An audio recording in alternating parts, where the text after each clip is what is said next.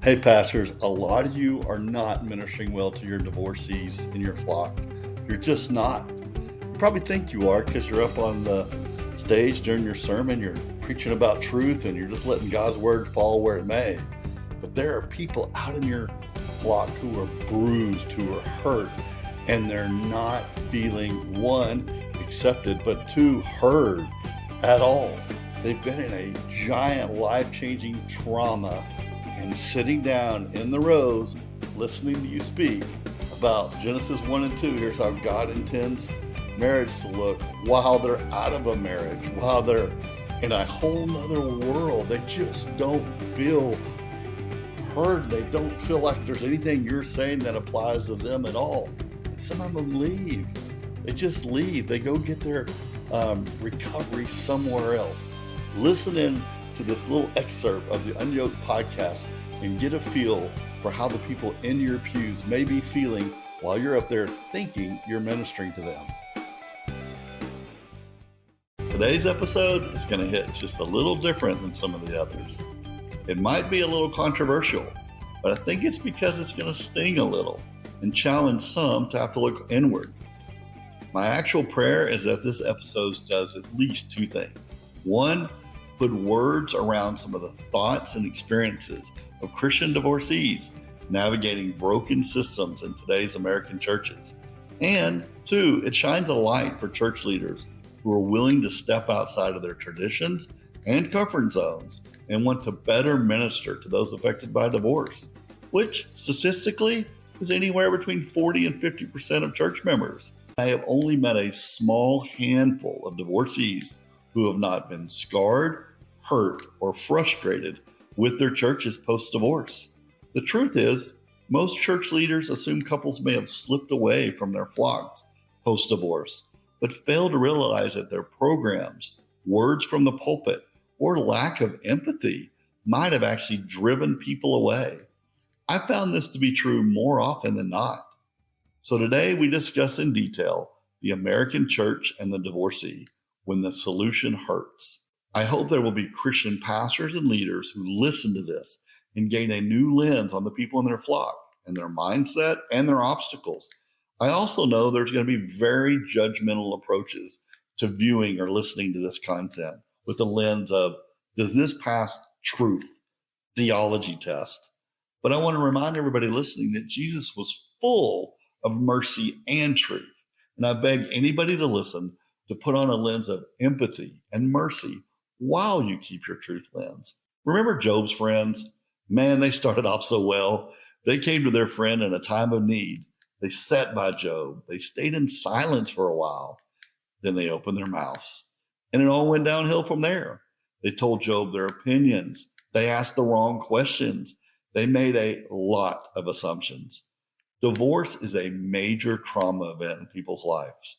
When we're knocked to our knees, this is when some Christians turn into poor theologians, and even worse, ministers in Christian circles. God has a high view of a marriage, and we should too. We should protect the sanctity of marriage. Notice I didn't say at all cost, because that would not be true. It's not a true statement.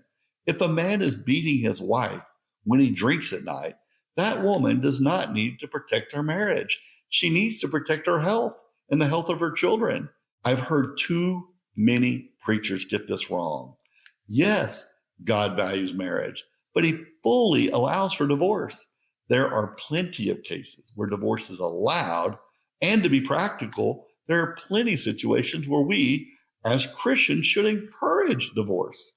Protect people's health and safety, even mental health. Our pulpits underline the importance of maintaining a marriage, and some will even mention affairs or abuse as the reasons you're allowed to file for a divorce. But they really don't get into the weeds of some other reasons. The Bible, and thus many pastors, are not really clear-cut on mental illness, various kinds of abuse, verbal and mental, financial sabotage, alcoholism, drug use, various child abuse, sexual abstinence, keeping a ring on but not acting married, living separately.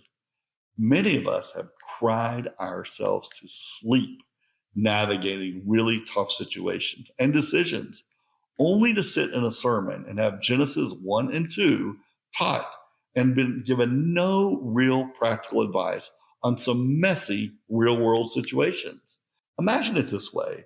What if you were in a giant car wreck and you're all bloody, your clothes are torn, you're limping as you walk, and you walk into church and everybody just said, hi, smiled, and went about like everything's normal? But it's not. You're bloody, you're limping, you just got hit by a giant truck. And we divorced people have just had a giant tragedy in our lives. We're gutted, we're bruised, and we feel one, if not three things: embarrassed, hurt, and judged. All the while, the preacher is up on stage talking about cars shouldn't get into wrecks. That's not what they were designed for. Well, we know that. The pastors are preaching on truth, and we're not feeling the mercy part. We've been in a wreck. Why aren't we talking about it? Why do we have to sit here and listen to truth?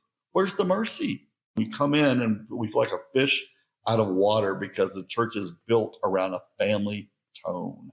I know churches that have asked worship team members to take a time away from the praise and worship team.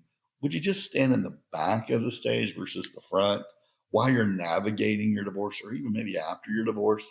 It's seen as a failure, not just a marriage failure, but as a personal failure. Once again, it's a push for the truth over mercy. Yes, marriage is important, but where's the mercy? Yes, there's a very real stigma in our churches, and it makes many of us not want to walk in the doors. We just don't always feel welcome. And certainly, often we don't feel ministered to. In some cases, we feel singled out, pun intended. It's why I started this podcast. In my description, I literally say, let me read, the UnYoked Podcast, the pain, process, and possibilities of a Christian divorce.